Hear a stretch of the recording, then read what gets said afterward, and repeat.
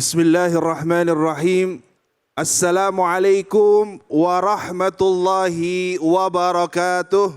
Waalaikumsalam warahmatullahi wabarakatuh. Alhamdulillahi wa kafa. Salatan wa salaman daimaini alal mustafa Sayyidina Muhammad ibn Abdillahi alladhi ja'a binuril huda. Allahumma salli wa sallim wa barik ala Sayyidina Muhammad wa ala alihi wa sahbihi wa man tabi'ahum bi ihsanin ila yaumil mi'ad, amma ba'd. Bapak Ibu rahimani wa rahimakumullah, jamaah Cahaya Hati Indonesia, iNews TV yang dirahmati Allah Subhanahu wa taala. Ketika kita berbicara tentang kemunafikan, munafik ini adalah sifat dan sikap yang sangat dilarang di dalam Islam. Ancamannya sangat besar di dunia dan juga di akhirat. Dan orang yang munafik laki-laki maupun perempuan semuanya sama di hadapan Allah. Al-munafiquna wal munafiqat ba'duhum min ba'd.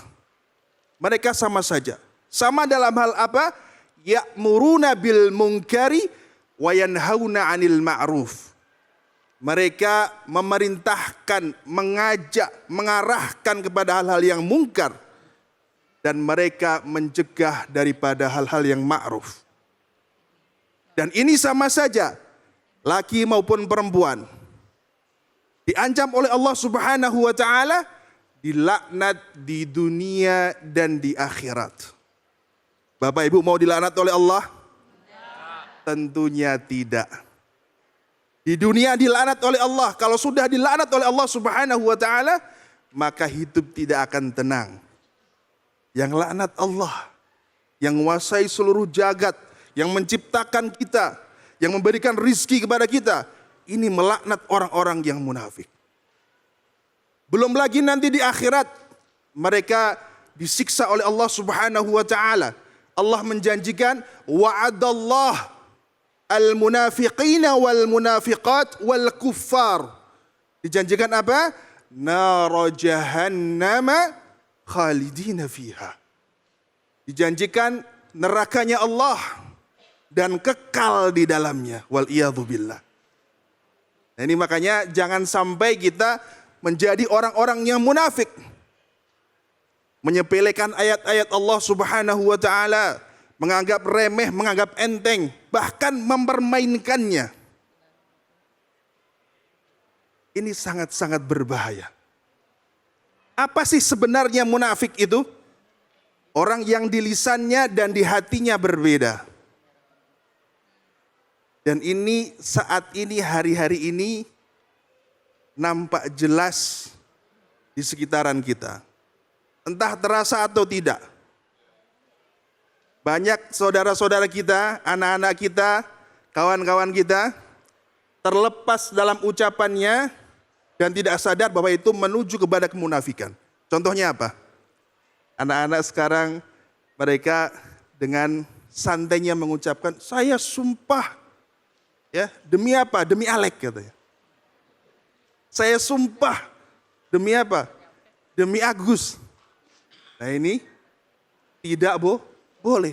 Mempermainkan, menggunjingkan, menjadikan Islam sebagai candaan. Menjadikan ajaran syariat Islam sebagai gurauan. Mungkin dia pengennya canda, tapi itu menjadikan sebuah titik-titik menuju kemunafikan. Al-munafiqina fid darkil asfali minan nar. Orang-orang munafik akan digiring oleh Allah Subhanahu wa taala menuju neraka yang paling dasar.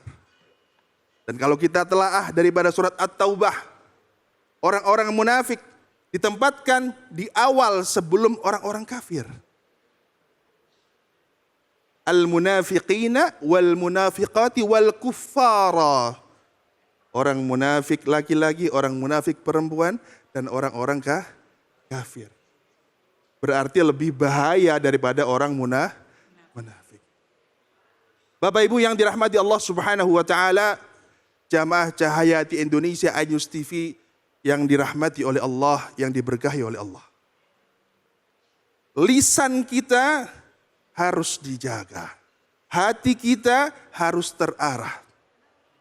Bagaimana kalau kita lihat dulu orang-orang atau kaum-kaum pada zaman Rasulullah, bahkan sebelum Rasulullah Muhammad SAW, orang-orang yang munafik dari kaum Ad, kaum Samud, kaumnya Nabi Nuh alaihissalam, mereka munafik. Banyak sekali yang munafik.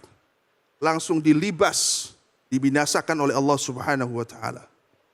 Pada zaman Rasulullah, setelah Rasulullah hijrah dari Makkah menuju Madinah, ada seorang bernama Abdullah bin Ubay bin Salul dari golongan orang-orang munafik pertama pada zamannya Rasulullah Muhammad SAW.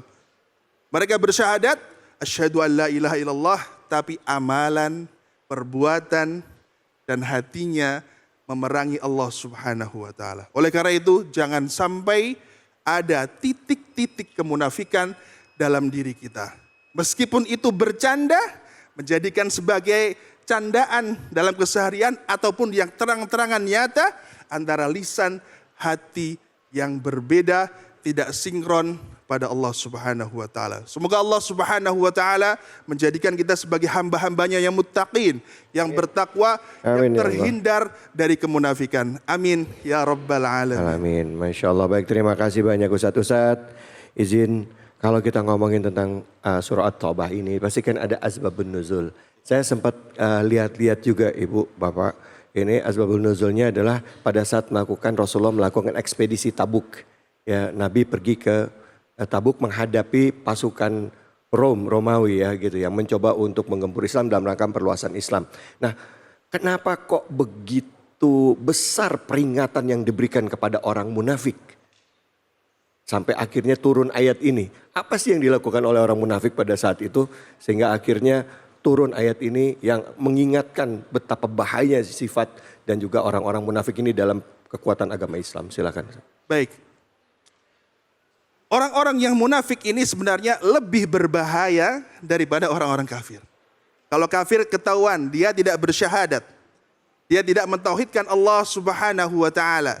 Dia menyatakan saya kafir, saya tidak menyembah apa yang Anda sembah. Lakum dinukum waliyadin. Tetapi orang munafik, mereka bersyahadat. Mereka mengaku asyhadu an la ilaha illallah wa asyhadu anna Muhammadar Rasulullah. Boleh jadi ada di antara orang-orang sekitaran kita.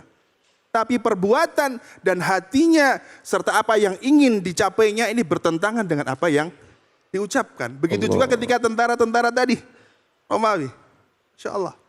Orang-orang yang munafik mengaku bersama dengan Rasulullah, bersama dalam barisan perangnya Rasulullah Muhammad SAW, tetapi mereka kontra atau memusuhi Rasulullah Muhammad SAW.